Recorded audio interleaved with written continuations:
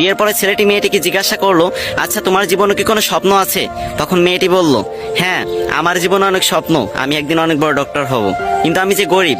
তখন ছেলেটি হেসে বলল, আরে এই ব্যাপার, আমি আছি না। তারপর ছেলেটি মেয়েটিকে নিয়ে শহরে চলে গেল। সে প্রতিদিন রিক্সা চালাতো এবং বাসায় এসে নিজেই রান্না বান্না করতো। এদিকে মেয়েটি পড়াশোনা করতে লাগলো। এরকম করতে করতে মেয়েটি একসময় ডক্টর হয়ে গেল।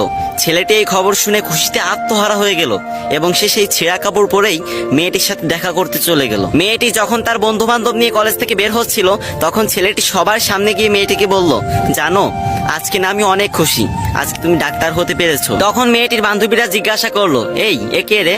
তখন মেয়েটি বলল, আরে আমি চিনি না, হয়তো কোনো ভিক্ষুক টিক্ষুক হবে। তখন ছেলেটি মন থেকে অনেক কষ্ট পেল। ছেলেটির চোখে পানি চলে আসলো এবং সে বলল, তুমি ঠিকই বলেছো, তুমি জানো আমি তোমার পরীক্ষার টাকা জোগাড় করতে গিয়ে ভিক্ষা পর্যন্ত করেছি।